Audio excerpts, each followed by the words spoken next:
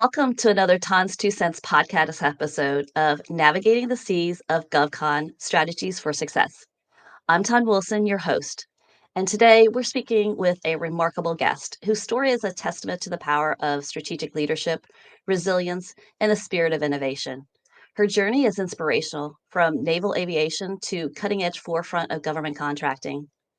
Joining us today is Julie Vida, a seasoned technology and business executive who has made significant waves in government and public sector space. Currently, the Vice President of Defense Growth at Mantech, Julie leads her team with a focus on expanding opportunities and delivering top tier technology and engineering solutions for military services and defense agency clients. Her journey through the realms of advisory and consulting at industry giants like Splunk and Gartner has shaped her into a sought after strategist engaging with federal government chief information officers and IT senior leaders to navigate the complex GovCon landscape. But Julie's journey began in Lancaster, Pennsylvania, where she and I were school friends. We went on after graduation to spend 24 years of honorable service in the U.S. Navy and retiring as a commander. Julie did, not me, just to be clear. This is the foundation for her remarkable career pivot to technology in the private sector. And Julie is an amazing mentor and colleague who just so happens to have been bestowed the Navy Air Medal for her superior airmanship during Operation Enduring. Julie's commitment to mentoring, transitioning veterans, and empowering women and girls in technology speaks volumes to her character. She's not just about strategies and solutions, but she's about building confidence, encouraging growth, and creating opportunities for others to succeed. Julie, we're excited to have you here with this discussion here today. Please say hello to our intellectual listeners and tell them a little bit more about yourself. Sure. Thank you so much, Tan. And thank you for having me. It's such a pleasure. You mentioned us being school friends back in Lancaster. It just evokes all kinds of positive memories and another example of how small the world is. So thank you to all of your listeners also for joining. And I hope to bring some interesting nuggets and thoughts for you as you shape your career and your journey, wherever that may take you. And I hope to throw in a little bit of humor and a little bit of relatable content through some sea stories as well. That will be great. But before we discuss the depths of GovCon strategy and leadership, let's start with something a little bit lighter. Julie, I've heard through the grapevine that you're not just a strategist and a leader, but a champion of the mind. Were you a contestant on The Weakest Link and The Wheel of Fortune? I'm curious, like, how do you think like your experiences or how well you did there, especially your love for word puzzles and trivia, have influenced your professional approach and problem solving and strategy? Uh, yes, I was a contestant on both of those shows. I was not only a contestant, but I won the big prize Oh, on both of those shows. Uh, Pro tip: if you want to get into like the game show thing, it's a whole subculture I found out of would-be actors and actresses. I wasn't one of those, but I did live in Southern California, and so you definitely have a leg up because that's where they record them in Hollywood, Burbank. And it also helps if you're a person in uniform because they do these contestant searches and they like people to show up in their uniform. So I had both of those things going for me. I'm also, Tan, you might remember this from our days back in high school and junior high. I love being on the stage. So being in yeah. musicals, being in musical theater, and that doesn't scare me at all. So all of those things wrapped into me being a decent contestant and having a really fun time being on the stage with Pat Sajak and Vanna White and Ann Robinson at the time. Uh, I didn't ever think at that time that that experience would turn into any kind of lesson learned or any kind of leadership laboratory or experience that I could use later. It was just for fun and made a little bit of money. And it's a great story. Um, Whenever I talk to groups, I mention that because I've learned that even though my military career is pretty full, pretty robust, I deployed a lot. I was, on the pointy edge of the spear, as they say. I could have solved world hunger and found the keys to world peace And at the end of the speech or the end of the talk, people would say, yeah, that's really important, but tell me about meeting Pat Sajak. So that's what people want to hear about. It's a great entree. But back to your question, how do I think it shaped me and my, decision making and leadership and business acumen? What I've learned now, looking back on the 20 years since those game shows aired, is that there was a really great experience for me to, even though I like being on stage, there's a lot of pressure when I was in uniform on both of those occasions. So I'm representing the Navy on national TV with, an audience of who knows how many million people. And I didn't get everything right. I made mistakes. I pressed the buzzer and, already had given a wrong guess or whatever, I made mistakes. But knowing that people were watching and I was representing a brand, which was at the time the Yeah. military. Now it's the company that I work for. There were a lot of lessons of just keep your cool, be Yep. yourself, smile, laugh, and move on. And those are lessons that I now know I've not only taken with me, but have helped me to be successful because we're all just human beings trying to do our best. And to let the pressure of being perfect get in the way of doing your best is a recipe for failure. So I always remember those situations like when I think I'm under pressure and I don't know if I can handle it or I don't know how to be myself. I just think back to those days, those shows. And yeah, there was some embarrassment, but in the end, it was all awesome. And people only remember like the fun, the good part. And so I take that with me all the time. Yeah.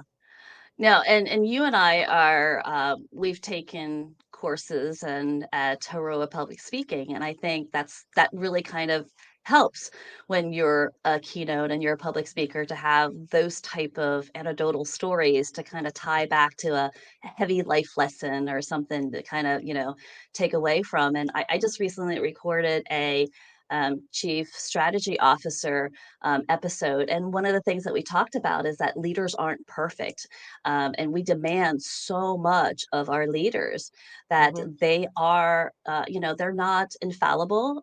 They make, wrong decisions, but it's really, a true testament of the character and the person that you are as to what do you do with that then, right? Like, how do you pivot? How do you respond to adversity or making the wrong call? We do it all the time. Right. Yeah. In fact, Yeah. there's one thing I learned, Ton, I'll never forget this lesson when I was going through flight school, Navy aviation flight school. I had already served about 4 or 5 years, being a ship driver. I was on combatant ships and in an aircraft carrier, so by the time I got to flight school, I was not right out of the Naval Academy. I had served, I was a lieutenant, not an ensign, so I had some years under my belt. But this may not surprise you, I was one of, 2 women in my flight Mhm. school class that ended up getting our wings out of a group of probably, 25 or so, and I remember flight school is not easy. It seems like the coolest thing in the world, and oh my gosh, how fun would that be? It is a grind every day, at least it was for me. And I remember just thinking, oh my gosh, everybody here knows what they're doing except me. I can't get the procedures down. I can't memorize Yeah. the calls on the radio. And one thing I learned, this phrase is everybody's Chuck Yeager in the ready room. Now, Chuck Yeager is kind of the father of modern aviation. He was the first pilot to break the sound barrier. He's a legend in military aviation circles. And so, in the ready room, which is where you're preparing for your flight, you're reviewing your procedures, you're looking at the charts, everyone pretends like they know they got it wired. I'm not Everything. scared. Yeah. Who cares? I'm going out to do my first aerobatic flight solo. I got this wired. But when you get into a study group, after the flight or the evening before, you realize that everyone else just has the same questions. And I did. I realized that all the men in my class had the same fears, concerns, nervous energy, all of that I did. They just did a really great job of not showing it in the ready room. So I always remember that. And I learned it again in the Pentagon. I would go to meetings with 3 and 4 star generals and admirals, senior executives, top tier. There's me thinking, oh my gosh, I don't know what they're talking about. And I'm not saying that people don't know what they're doing. I am saying that every single person has questions and uncertainties that they don't show in the boardroom or the Mhm. ready room that they absolutely show out in the hallway or over Mhm. coffee or over lunch. And so it's just recognizing that you're not the only one who has those doubts and uncertainties, but everyone else does. but how do you show up? How do you present yourself as someone willing to learn, willing to share your vulnerabilities, and kind of just move on and make decisions. And so both of those examples always they come back to me from time to time. Everyone's Chuck Yeager in the ready room, and everyone in the Pentagon has uncertainties as well. Not There's no one Yeah. person who knows it all. No. Maybe the instructor, maybe, but yeah, so so that this is actually a really good transition into our first segment here, where we talk about military foundations of GovCon strategy. And so you have a unique start to your career with the Navy, and your career is very similar. It may have other similarities to other people who have transitioned from the Navy or other DoD branches, but I'm really interested in hearing about that shift from serving in the military to now navigating the GovCon industry world. What was it like for you? And how do you think your military background shaped your approach to your current work at Mantech and previously at, Splunk and Gardner and everyone else? Because you've been in industry for quite a while since you've retired from the military. Hmm. Yeah. Thanks. My transition has been nothing I could have or architected or planned, which is, I think, more common for people these days, that there's not a direct career trajectory, which I think is fantastic because the world changes so much. We can't possibly know what our job might be 2 years, 5 years, 10 years from now. So I was very fortunate that I had built relationships while I was still in uniform at Gartner. I was a client of theirs. I was a very engaged, good client. I would read the research, go to the events, and all of that. And so when it came time for me to look for a job, I had already built the relationships that were in place when I needed someone to reach in and say, "Hey, how would you think about coming to work for us?" So I, make a friend before you need a friend. I was doing that. That's a key to networking. Don't wait until you need something from someone and then, pretend you want to connect with them and then in the first 5 minutes to say, "Oh yeah, by the way, can you help me get a job?" No. Those relationships have to be nurtured over time. So I'd already done that. Um, when I went to Gartner, the role that I was in was supporting the federal government. So I was able to use the experience and the networks that I had from DoD, apply them to this new job, my first job out in industry, working for a publicly traded company. But there was enough comfort zone there for me that everything was not brand new. So I did that for a couple years, and then the same thing happened at Splunk. So Splunk comes along, or yeah, Splunk comes along. I go take this job at this huge software company. I had never been involved in software or SaaS sales, let alone a cool Silicon Valley type company like Splunk. And I used what I had already learned at Gartner in terms of working for a publicly traded company. And I brought that with me to Splunk, and I added some new stuff. I added the new part about selling software and talking about SaaS and working with sales engineers and things like that. So the theme is take a lot of what you know, let it give you comfort that you understand, the majority of what's going on, and learn something new about the business. And so I did that for about 5 years at Splunk, and then same thing, it was time for me to just move on. It was 5 years is a long time for me to be in one place. So, and I almost was there for 5 years at Splunk. And then I knew I had a gap. I had never had a role where I did pure GovCon, and I live in the greater Washington D.C. area, so you kind of have to be in that business. And there was a lot for me to learn. So coming to Mantech again allows me to tap into my DoD background, my focus on the mission, while now also learning all of the details behind what it is to do business as a government contractor, leading a business development and capture team. That part of the business is new for me, but the customers, the mission, the tension and the push pull, which we probably are going to get to between being on the government side and being on the industry side, all of that I had already put in my kit bag, and I'm just using it while I also learn the new mechanism of being a GovCon leader.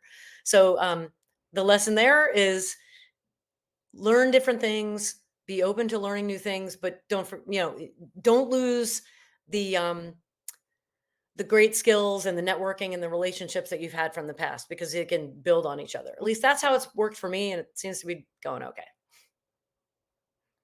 No, I think that's a very great universal life lesson is that you may not realize what skill or what tool you're going to pull out of your bag at what time, but it's Mhm, valuable, right? Like when you're currently in the moment, you're like, how is this really going to apply? Or I may never use this again.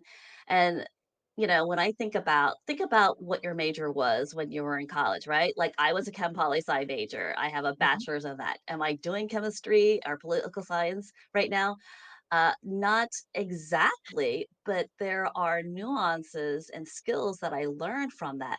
I have to think very analytically, which is my chemistry. I have to Mhm. be very political. I have to like understand, read the room, understand the social dynamics that that tug and Yeah, pull, yeah. with government customers and things like that. So, yeah, you kind of have to build the foundation, and I love the fact that you mentioned the relationship building aspect is that I really hate it when people treat the relationship with me as being a transactional relationship.